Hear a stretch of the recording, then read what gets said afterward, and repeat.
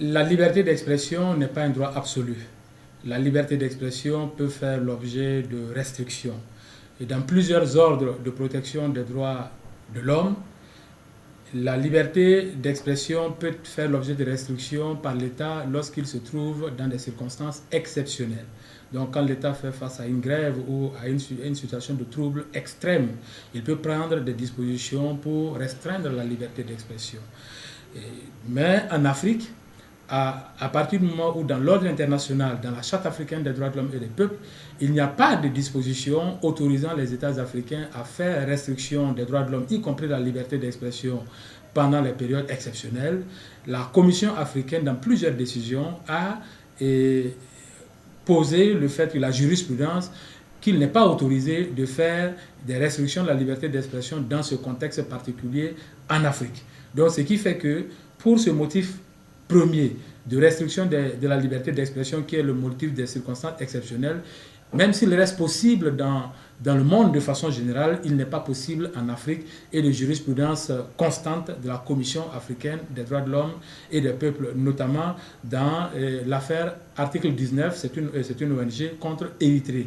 Dans cette situation, c'était un ensemble de journalistes qui avaient été très critiques à l'égard du gouvernement et le gouvernement avait pris des mesures de restriction à l'égard de 18 journalistes qui se sont plaints et le gouvernement érythréen pour se défendre a avancé l'argument devant la Commission africaine qu'il a dû prendre ces mesures en raison des circonstances exceptionnelles, notamment la guerre qui marquait l'État en ce moment.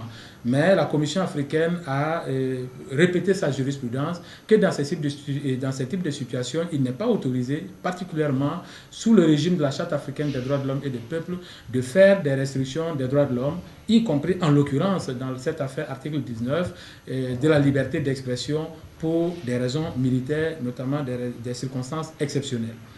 Le deuxième motif de restriction de la liberté d'expression et des droits de l'homme de façon générale, c'est les droits d'autrui, le respect des droits d'autrui.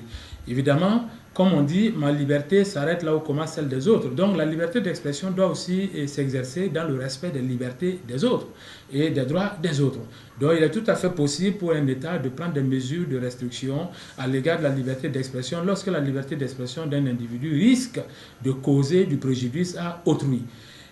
Mais évidemment, l'appréciation en Afrique, dans la jurisprudence africaine, aussi bien dans celle de la Cour africaine des droits de l'homme et des peuples que dans celle de la Commission, mais aussi celle de la Cour de justice de la CEDEAO, il y a une appréciation très aiguë de cette condition de restriction parce que comme nous sommes dans des États démocratiques, les organes internationaux de règlement des différends en matière de droits de l'homme laissent une large marge de manœuvre à l'individu, donc une très faible marge de manœuvre à l'État pour restreindre la liberté d'expression. Il en a été ainsi, par exemple, dans le cas Loé Konaté contre Burkina Faso. Il s'agissait d'un journaliste qui avait été très critique à l'égard du procureur parce qu'il avait écrit des articles montrant que le procureur avait été impliqué dans des dossiers sensibles de corruption, etc. Et le procureur de la République avait estimé que cette publication, cet article, avait porté atteinte à son honneur. Donc un contentieux sur la liberté d'expression s'en est suivi dans le contexte national.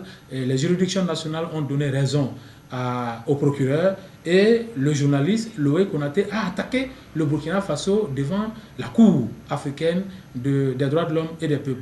Et évidemment, l'arrêt qui a été rendu en 2015 a montré que le Burkina Faso n'avait pas raison de restreindre la liberté d'expression du journaliste Loé Konaté. Il en a été ainsi, à cause de ce que j'ai expliqué, la liberté d'expression est un droit fondamental pour la démocratie. Donc, les organismes africains admettent très rarement des restrictions justifiées à la liberté d'expression en pratique.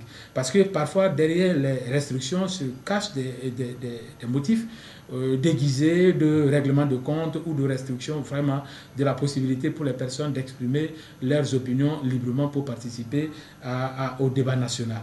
Donc ça, c'est le deuxième motif, le respect des droits d'autrui. Troisième motif de restriction de la liberté d'expression, ça s'applique aussi aux droits de l'homme de façon générale, c'est le respect de l'ordre public. L'ordre public peut concerner la sécurité publique, la moralité publique, la tranquillité publique, la paix publique et la bonne foi dans les affaires. Donc, dans chacun de ces cas, lorsque l'État estime que la liberté d'expression d'une personne va porter atteinte à certains de ses intérêts, l'État peut prendre des dispositions pour restreindre la liberté d'expression. Donc, on les appelle des motifs légitimes de restriction de la liberté d'expression. Mais la légitimité s'apprécie par le juge. Parce que lorsque l'État apprécie et qu'il prend des mesures de restriction, le journaliste ou la personne dont la liberté d'expression a été restreinte peut contester la décision de l'État, les mesures prises par l'État. En ce moment, va s'élever un contentieux qui va se régler d'abord dans le cadre des juridictions nationales et éventuellement, s'il y a insatisfaction de part et d'autre, se régler, notamment de la part du citoyen et titulaire de la liberté d'expression. Le contentieux peut être élevé devant les juridictions internationales. Donc c'est la grosse boîte, si on veut, que les États utilisent pour les restrictions de la liberté d'expression en temps de paix ou en temps de troubles graves. Et il en a été ainsi également dans l'affaire Kenneth Gould contre Botswana.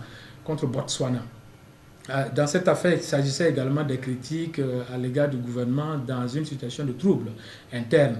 Et le gouvernement avait pris des mesures entraînant des restrictions à la liberté d'expression. Et il y avait eu des contestations. Et la Commission africaine aussi, dans cette situation, est aboutie à une violation de la liberté d'expression. Alors, tous ces cas montrent qu'il y a des possibilités de restreindre la liberté d'expression, mais la marge d'appréciation de l'État est très aiguë parce que la liberté d'expression doit être interprétée de façon large, de sorte à permettre la participation du citoyen titulaire de la liberté d'expression à participer à la vie démocratique de son État.